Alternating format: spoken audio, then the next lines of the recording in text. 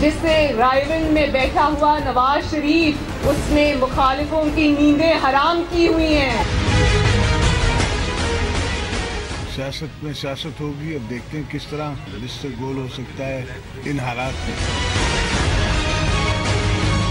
अवाम जो है वो बिल्कुल मियां नवाज शरीफ के साथ खड़ी है। ये इन बरादरान की अभी आपस में चपकरिश चल रही है कि किसको क्या बनना है।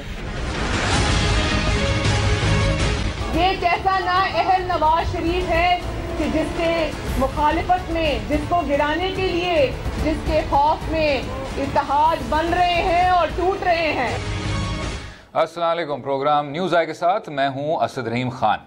आज से 18 साल पहले वज़ीर आज़म मियां नवाज शरीफ साहब को अपने ओहदे से हटाया गया और सऊदी बादशाहत और लबनानी वज़ीर आज़म के दफातर के ज़रिए एक मुआहदा किया गया, जिसके तहत मियां नवाज शरीफ साहब ने अपनी जलावतनी काटी। लेकिन आज वही सवाल अब उभर के सामने आ रहे हैं और मियां नवाज शरीफ साहब फिर सऊदी अरब में पाए जाते हैं। आज हमारे साथ बात करने के लिए पाकिस्तान मुस्लिम लीग नवाज से बुखारी साहिबा हैं, पाकिस्तान तहरीक इंसाफ से फैसल वाडा साहब हैं और पाकिस्तान पीपल्स पार्टी से मुस्तफ़ा नवाज खोकर साहब हैं। Welcome to all. उस्मा साहिबा, अगर आपसे आगाज़ कर लें, बरतानवी अखबार द टाइम्स ने 30 दिसंबर को एक ख़बर दी कि सऊदी अरब की जानब से एक डील के नतीजे में नवाज शरीफ साहब करप्शन के मुकदमात से बचकर जलावतनी की ज़िंदगी गुजार सकते हैं। इसमें क्या हकीकत है उस्मा साहिबा? ये बहुत ही अफवाहें अब सुनने को मिल रही हैं। बहुत शुक्रिया असद। देखिए, गुजारिश ये है कि ये वो खौफजदा लोग हैं, पहले तो मैं पाकिस्तान की बात कर लूँ, जिन्होंने सबसे पहले ये एनआरओ हो रहा है जी, वो सऊदी अरब चले गए हैं जी। मुझे समझ में नहीं आता कि इतनी खौफजदा हैं ये कि पहले उनको ज़ाहिर है ओहदे से हटा लिया, उसके बाद अब वो पार्लियामेंट्री जो है वो पॉलिटिक्स नहीं कर सकते, इसलिए अब उनको सियासत भी करने का हक नहीं है, पार्टी के सदर नहीं रह सकते, उसके ऊपर अदालत में भी चले गए। कतई तौर पर इसकी पहले से ही तर्जुमान नवाज शरीफ साहब जो है वो इसके ऊपर बयान भी दे चुके हैं और भी बहुत सारी मुख्तलिफ शिकायत इस स्टोरी के हवाले से दुनिया से, सिर्फ पाकिस्तान से नहीं, उस हवाले से रजिस्टर कराई जा चुकी हैं अखबार के साथ। और कतई तौर पर कोई एनआरओ ना कोई डील हो सकती है। मुझे ये अकल के अंधों से ये सवाल पूछना है कि जो कह रहे हैं डील हो रही है तो फिर ये इसका मतलब है ये बात माननी चाहिए कि जो हम कह रहे थे कि हमारे खिलाफ कोई प्लॉट तैयार किया गया, हमारे खिलाफ एक साजिश तैयार की गई और वो साजिश फिर इसका मतलब है वो भी दुरुस्त है, और वो दुरुस्त है तो फिर एनआरओ हो रहा है। एनआरओ किसके साथ हो रहा है? ये जो दूसरों को धमकियां दे रहे हैं, पता नहीं क्या बाजू जो है वो फैला के और पता नहीं क्या क्या नीले काले हो के, उस्मा साहिबा उसकी कि भाई दूसरा फरीक होगा ना, कोई तो दूसरा फरीक होगा। इस एनआरओ अगर हो रहा है तो कोई डील हो रही है तो जाके उसको क्यों नहीं पूछते? उसको तो बात जवाब देने का, उसका नाम लेने का तो इनके अंदर जुर्रत नहीं है। एनआरओ हो रहा है, भाई किसके साथ हो रहा है मैं भी बता दो। कोई एनआरओ नहीं हो रहा, कोई डील नहीं हो रही है, किसी डील की जरूरत नहीं है। डीलों के सिर के ऊपर जो है वो जमाने गए जब वो डीलें होती थी और डिक्टेटर जो आके लीडरशिप को निकाल दिया करते थे। लीडरशिप जो है वो ऐसे नहीं निकाली जाती, और अगर ये डील की बात दुरुस्त भी हो तो डील हुई। अगर जो पहले एनआरओ हुए, अगर ये सच हो उस्मा साहिबा, तो जिस तरह आपने कहा फिर ये साबित होता है कि वो साजिश भी सच है। तो इसमें क्या कनेक्शन है इन दो चीजों के बीच? ये उनसे सवाल करें ना कि जो डील की बात कर रहे हैं। हम तो कह रहे हैं ना कोई डील है, ना कोई एनआरओ हो, ना हमें जरूरत है। हम नए इलेक्शंस में जा रहे हैं और नए इलेक्शंस में हमें लोगों से वोट लेना है, और लोग ही, अवाम ही एक ऐसी ताकत है जो किसी को वजीर आजम बनाते हैं, किसी को लीडर बनाते हैं। अवाम की ताकत के बगैर कोई लीडर नहीं होता। और ये उसको ओहदे से हटाने के बाद भी अब भी नवाज शरीफ जो है वो पूरी ताकत का और सियासत का मंबा है, मरकज है, और उसी के गिर्द गिर्द तमाम जो है वो सियासत घूम रही है। और हम पे वो लोग कमेंट कह रहे हैं जिनको अपनी पार्टी की फिक्र होनी चाहिए, अपनी सीटों की फिक्र करें, वो हम पे कमेंट कर रहे हैं। अच्छा फैसल वाडा साहब, इसी पे ही सर, बहुत बार ऐसा हुआ कि जो साबिक वज़ीर आज़म होते हैं या साबिक अपने मुल्क के लीडरान होते हैं, हेड ऑफ स्टेट होते हैं, उनके ताल्लुकात होते हैं बैरूनी रियासतों के साथ, और फिर उसी सिलसिले में वो फिर वहाँ का दौरा करते हैं। तो जो खान साहब कह रहे हैं कि शरीफों की लालच कौमी सलामती के लिए ख़तरा है, इसी सऊदी दौरे के हवाले से क्या ये ट्वीट है सर, ये ज़्यादा सख्त नहीं है? बहुत शुक्रिया असद साहब। देखिए, सबसे पहले तो आपको बैकग्राउंड में जाना ज़रूरी होगा कि पहले क्या होता रहा है इस मुल्क के अंदर। मेरी बहन बहुत बढ़ चढ़ के बात करी, अक्ल के अंधों का जिक्र कर रही हैं और बाजू फैलाने काले नीले की बात करी है, लेकिन मैं अपनी बहन को याद दिलाऊं जिससे शर्म से डूब जाना चाहिए नून लीग को, कि ये वही नून लीग है जो डील करके एक एग्रीमेंट साइन करके भाग गई यहाँ से, और भागने के बाद 8-9 साल तक उसको डिस्क्लोज भी नहीं किया, उसको डिनाई करते रहे जब तक कि सऊदी हुकाम खुद आके वो एग्रीमेंट ना दिखा सके। नंबर 1। नंबर 2 ये कि वो कह रही है कि किसी की जरूरत तो इनकी नहीं है। एनआरओ पिछली बार किससे किया था? मेरे वाले साहब के साथ तो किया नहीं था, एनआरओ मुशर्रफ के साथ किया था। और आज भी आप ये जो एनआरओ का चक्कर चला रहे हैं या सॉफ्ट करने की बात करें, आप ब्लेम कर रहे हैं कि इस पूरी चीज के अंदर पैनामा और चोरी चकारी और कत्लो गारत नहीं है, बल्कि फौज ये काम करी, ये आपका ब्लेम है। और उसको मलाइन करने के लिए आप चाह रहे हैं कि उनके थ्रू कोई चीज डिसाइड हो जाए या निगोशिएट हो जाए, जबकि आर्मी की ना बस में है, ना आर्मी अब कर सकती है, ना ये वो दौर है, ना अब हम करने देंगे।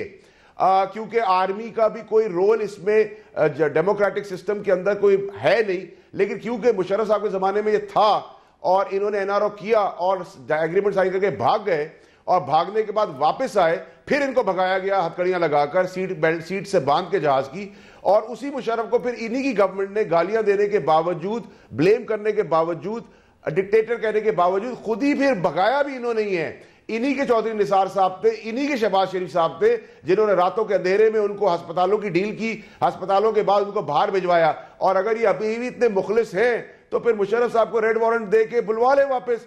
इनके वहां तो इसाक डार साहब का भी टाइमिंग देखे, जैसे पकड़ने की, चोरी पकड़ने की बारी आई, वो भाग गए, वो स्ट्रेचर पे लेट गए।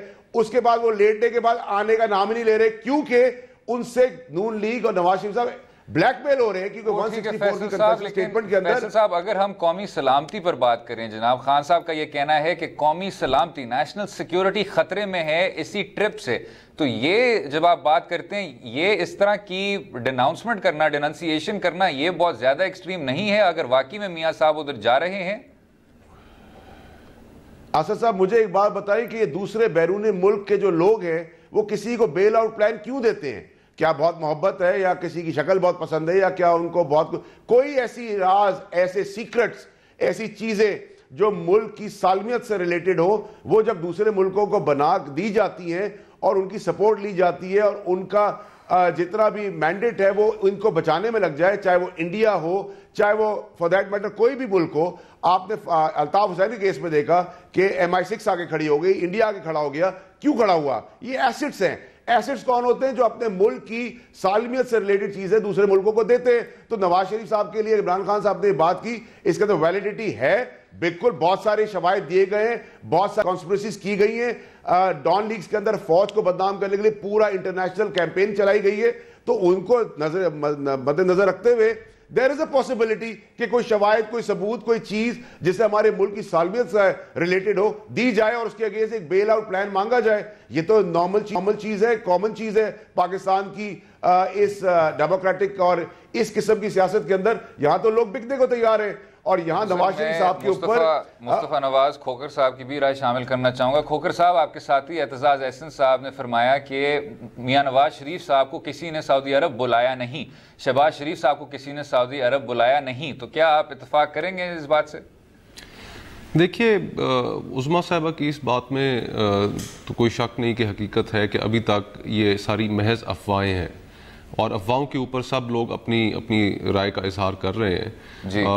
इन अफवाहों को तकवीयत उस वक्त मिली जब टाइम्स अखबार, जो कि एक बड़ा मुस्तनद अखबार है बरतानिया का, उसने ये खबर छापी, और उस खबर में उन्होंने कहा कि कोई इस तरह की डील होने जा रही है जिसके नतीजे में मियां नवाज शरीफ साहब या PMLN को कोई रिलीफ ये मिलने जा रहा है। तो उस खबर की बुनियाद के ऊपर फिर और ज़्यादा क्यास आई और राइजनी शुरू हो गई।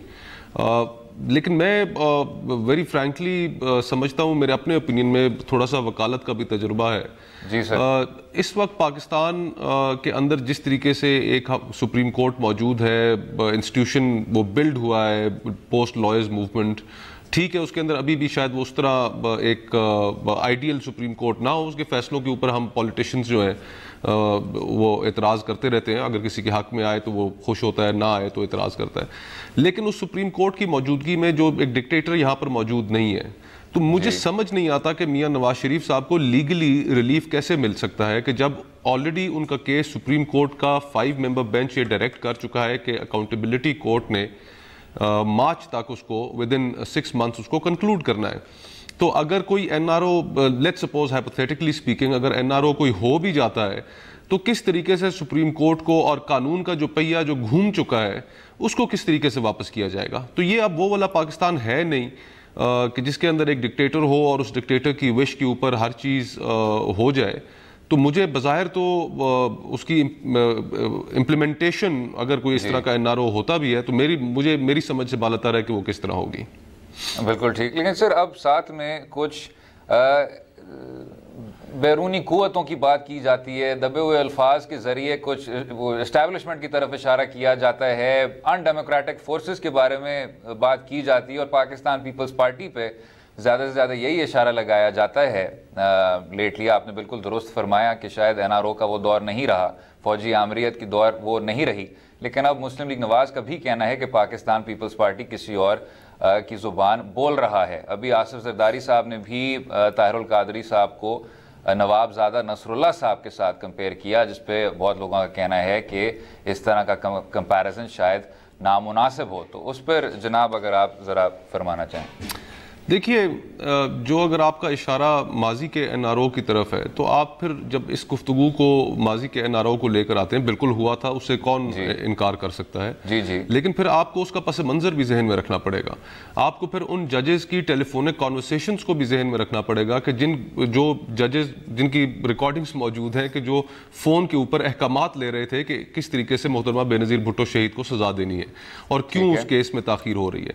तो वो जो माहौल था एक पाकिस्तान के अंदर 90s की जो एरा थी उसके अंदर पॉलिटिकल विक्टिमाइजेशन अरूज पे थी। मुस्लिम लीग नून की हुकूमत आई, उसने पीपल्स पार्टी के साथ जो किया, पीपल्स पार्टी की हुकूमत के अंदर मुस्लिम लीग नून के साथ जो हुआ, और फिर इसी तरह जब परवेज़ मुशर्रफ आया डिक्टेटर तो उसने फिर जिस तरह इन सारी चीज़ों को काफ रातों रात बना दी गई, फिर इसी तरह पीपल्स पार्टी पैट्रियट बना दिया गया, सियासी जमातों को कमज़ोर किया गया।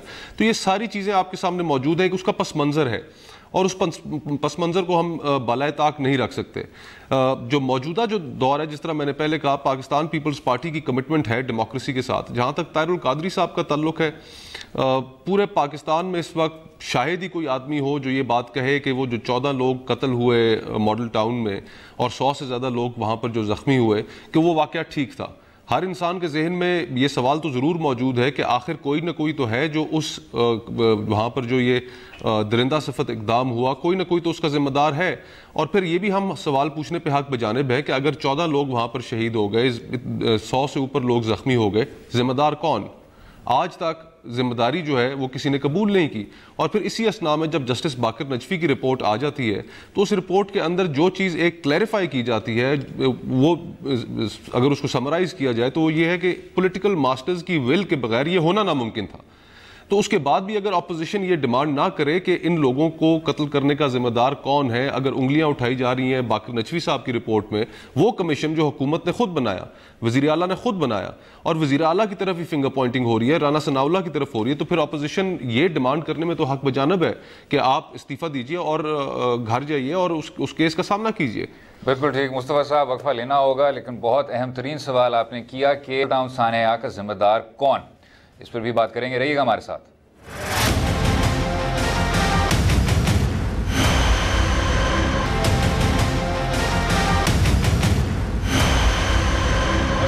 न्यूज़ आए जहां गुफ्तगू जारी है।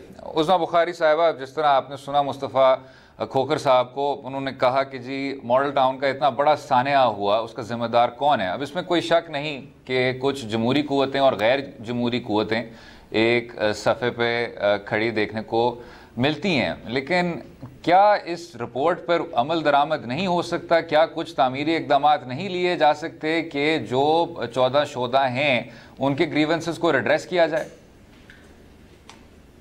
पहले तो मैं थोड़ी सी पिछले टॉपिक पे वाडा साहब ने कुछ बातें की, मैं उसको ज़रूर रिस्पॉन्ड करना चाहती हूँ जी। और वो ये है कि अभी उन्होंने कहा कि हम ब्लेम कर रहे हैं और पता नहीं कौमी सलामती का इशू है। कौमी सलामती का इशू तब है जब आप अपनी जो इस्टेब्लिशमेंट है उसको आप दरपर्दा तो आप तर्जुमान भी बने हुए हैं, और दूसरी तरफ आप कह रहे हैं कि डील हो रही है, एनआरओ हो रहा है। आखिर मैंने तो कहा एनआरओ का कोई दूसरा फ्रीक होगा ना, डील का कोई दूसरा फ्रीक होगा। ये तर्जुमान जो है कभी अदालत के तर्जुमान बन जाते हैं, कभी किस चीज़ के तर्जुमान बन जाते हैं।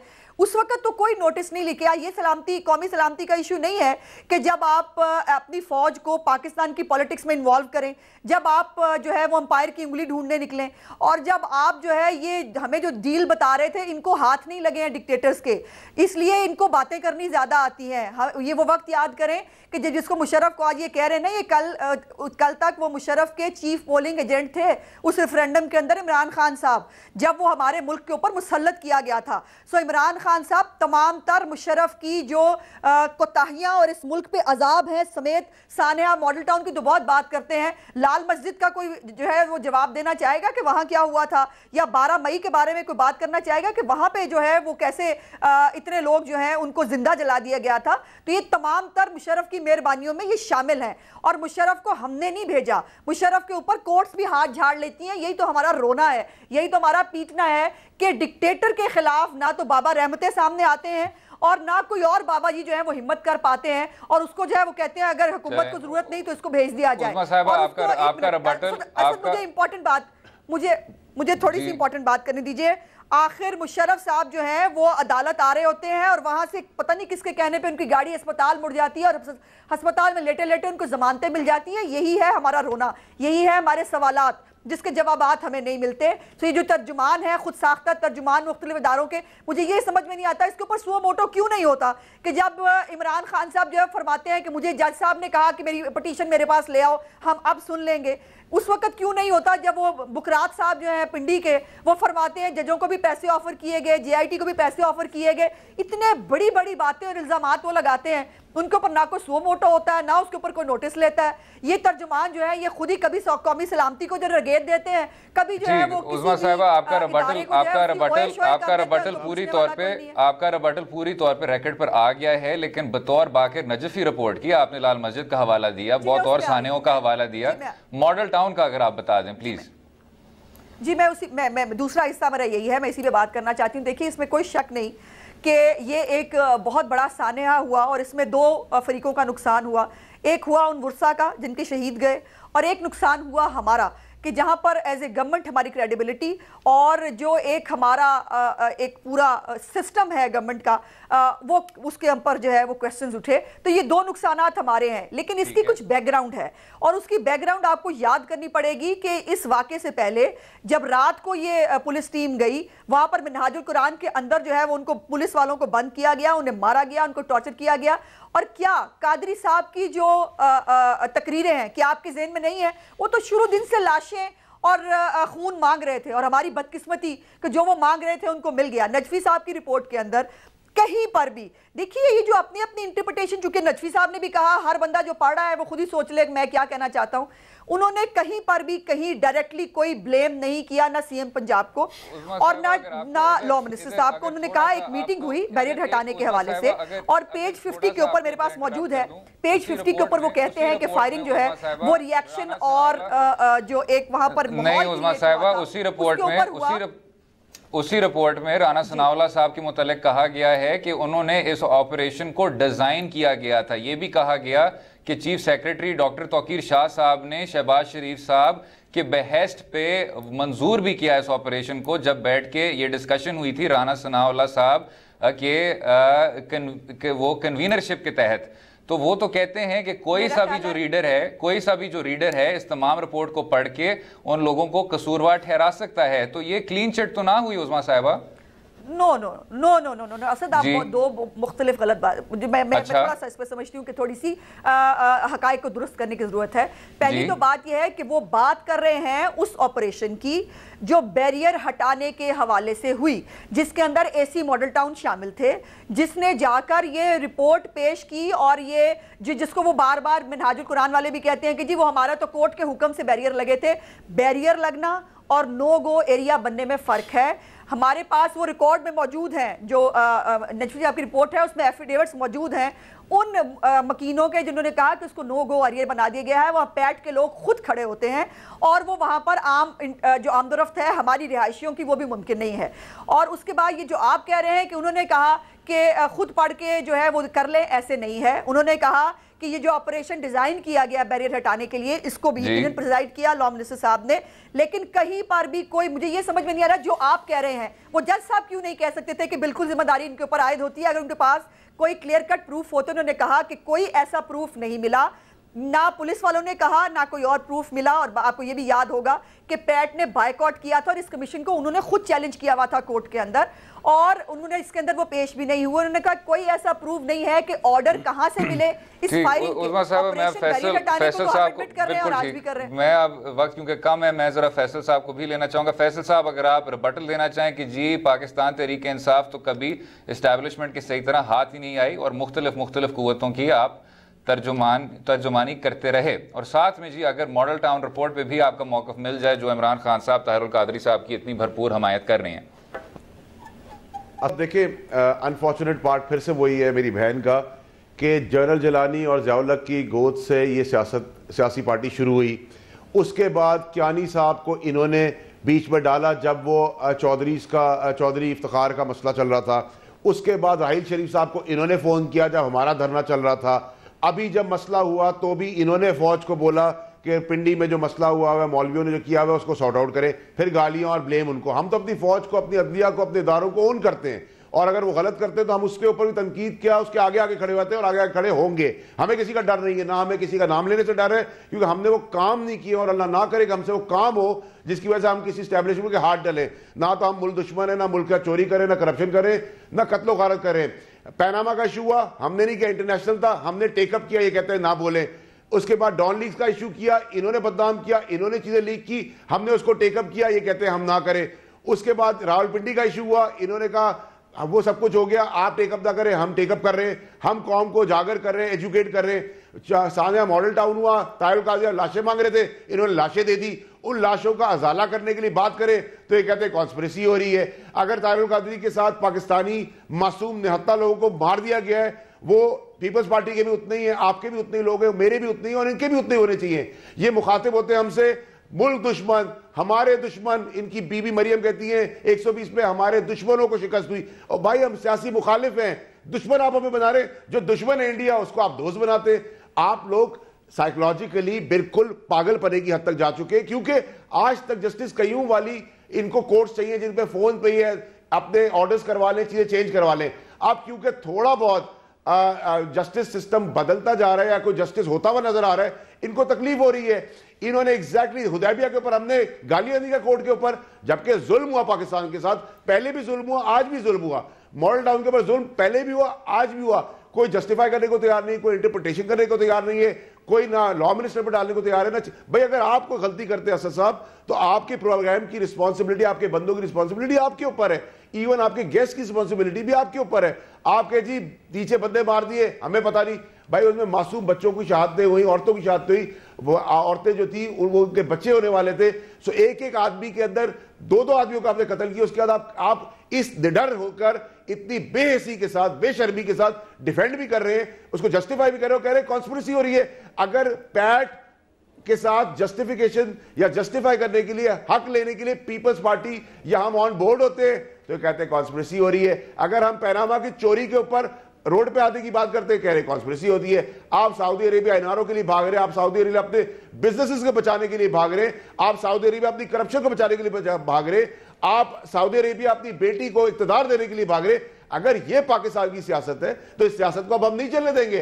35 साल आपने बहुत इंजॉय कर लिया, अब तो इसके लिए जो आईन और कानून हमें इजाजत देता है, जो हमारा डेमोक्रेटिक राइट है, चाहे उसके अंदर हमें रिजाइन करना पड़े, हमें रोडों पे आना पड़े, हमें प्रोटेस्ट करना पड़े या पूरे पाकिस्तान को शट डाउन करना पड़े, अब हम इंसाफ लेके रहेंगे और वो काम शुरू होने वाला है। इसकी बेबसी इनके ऊपर नजर आ रही है आपको। ये परेशानी है, जो गालियां हैं, जो चीखना चिल्लाना है, जो बुरा भला बोलना है, जो दुबई भागना, सऊदी अरेबिया भागना है, जो चीजें ट्रांसफर करने की बात, जो डार के बेटे कर रहे हैं, वो क्या बुखलाहट है? चोरी, कत्ल गारत, बदमाशी, गुंडागर्दी का खात्मा हो रहा है। नवाज शरीफ साहब को तो अपने अदलिया के थ्रू बाहर कर दिया है। अब इनकी पार्टी के अंदर भी, और जो मेरी बहन बार बार मुशर्रफ को बहुत कुछ कह रही है, 41 आदमी उसी मुशर्रफ के इनके मिनिस्टर हैं, ये किस मुंह से बातें कर रहे हैं?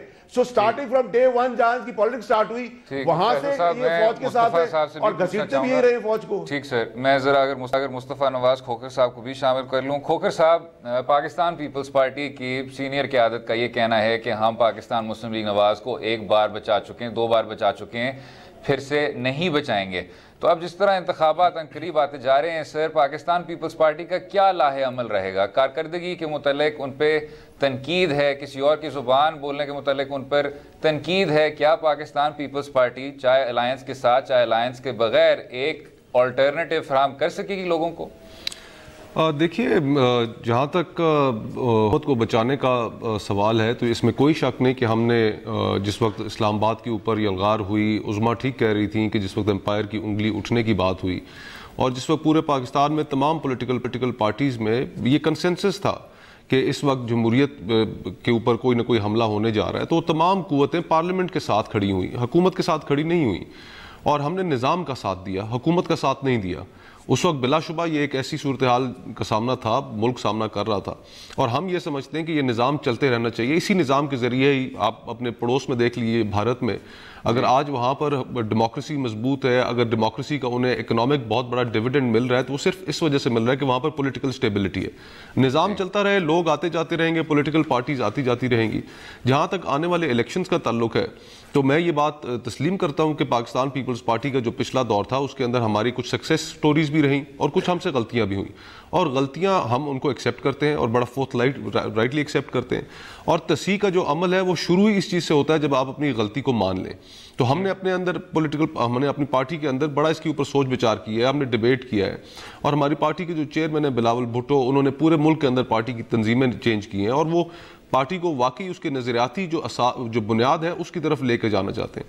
तो हम अपना प्रोग्राम लेके, अपना मंशूर लेके एक left of the centre political party के तौर पे, लिबरल प्रोग्रेसिव पार्टी के तौर पर हम लोगों के पास जाएंगे और अल्टीमेटली फैसला लोगों ने करना है कि वो इस मुल्क में इस वक्त जो हमें सूरत हाल दरपेश है उसके अंदर ये दाएं बाजू की लड़ाई वाली सारी जमातें उन्हें चाहिए या उन्हें एक पाकिस्तान, जिना का पाकिस्तान, रोशन ख्याल पाकिस्तान, एक लिबरल प्रोग्रेसिव पाकिस्तान। इसी पे खोखर साहब तनकीद ये होती है, आपने कहा कि जी हम तो अपनी उन नजरियाती बुनियादों पर वापस जा रहे हैं कि जब से आसिफ जरदारी साहब और बिलावल भुट्टो साहब ने को चेयरमैनशिप संभाली तो पाकिस्तान पीपल्स पार्टी अपने नज़रिए से दूर होती जा रही है, चाहे वो काफली को गले लगाना हो, चाहे वो इरफानुल्लाह मरवत को गले लगाना हो, चाहे वो वज़ीर आला को तब्दील करने के बावजूद कोई कारकर्दगी में इम्प्रूवमेंट ना लाने की हो। तो उस पर सर क्या ये वाकई आइडियोलॉजिकल कंसिस्टेंसी की तरफ जा रही है party?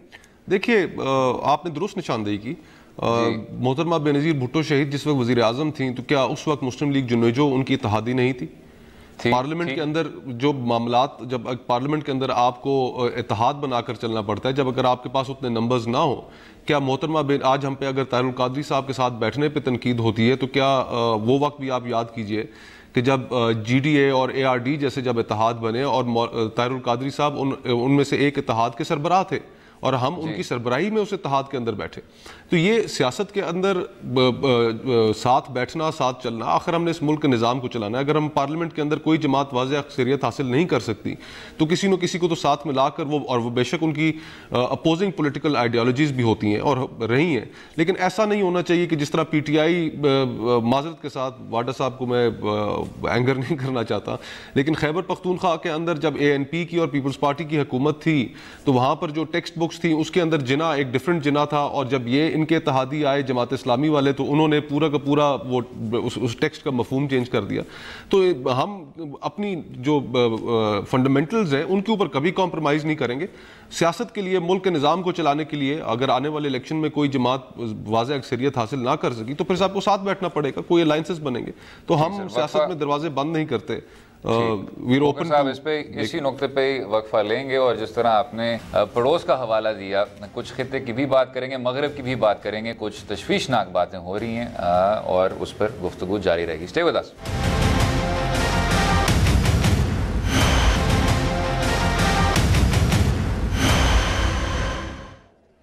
Welcome back to news आज, जहाँ गुफ्तगू जारी है। उस्मा बुखारी साहिबा, अगर हम ज़रा बैरूनी फ्रंट पर भी बात कर लें, अगर पाकिस्तान मुस्लिम लीग नवाज़ पर 4 साल तनकीद हुई कि वो किसी वज़ीर ख़ारजा को तकर्रुर ना कर पाए, तो तारीफ़ भी की गई कि आखिरकार उन्होंने ख्वाजा आसिफ साहब को वो ओहदा संभालने को दिया। लेकिन आज नए साल को आगाज़ करते हुए अमरीकी सदर डोनाल्ड ट्रंप ने ट्वीट किया कि अमेरिका ने बेवकूफ़ाना ये फ़ैसला किया कि पाकिस्तान को $33 अरब से ज़्यादा दिया एड में पिछले 15 साल, और उन्होंने आगे से सिर्फ हमें झूठ और फरेब से टरकाया और समझा कि हमारे जो तमाम सरबराह हैं वो उतने ही बेवकूफ़ हैं।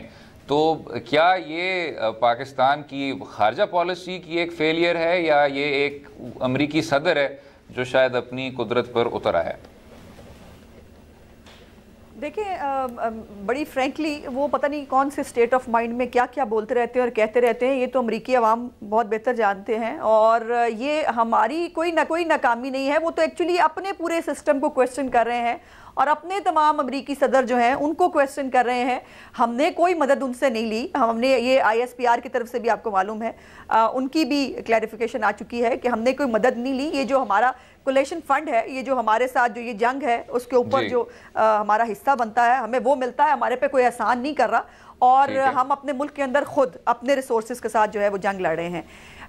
हैविंग सेड दैट, दो एक बातें मुझे ज़रूर करनी है वाडा साहब की बात के ऊपर, और वो ये है कि काश वाडा साहब जो हैं वो जिस तरह की वो मासूमाना गुफ्तगू कर रहे हैं, काश उनके वाक़यात और हालात भी इतने मासूमाना होते। इस मुल्क के अंदर जो है वो शफकत महमूद साहब के घर जो एक मीटिंग हुई थी ना, मशहूर ज़माना, और वो उसके बाद पता चली और उसके बाद एक जलसा हुआ, जिसके बाद अचानक से जो है वो PTI जो है वो निकल के बाहर आ गई, और उसके बाद वो दर के ऊपर जाकर अंपायर की उंगली ढूंढते रहे। वो कह रहे हैं फलाने को कहा, फलाने को कहा। आप खुद अंपायर की उंगलियां मांग रहे थे। जब आप अंपायर की उंगलियां मांग रहे थे तो हमने कहा कि पता नहीं ये कौन से अंपायर को ढूंढ रहे हैं, तो हमने रिक्वेस्ट की कि जी जाके इनसे पूछें कि कौन से अंपायर की उंगली ढूंढ रहे हैं, क्योंकि हम समझते हैं कि हमारा कोई इदारा जो है वो इनको अब वो अंपायर की उंगली देने के लिए तैयार नहीं है।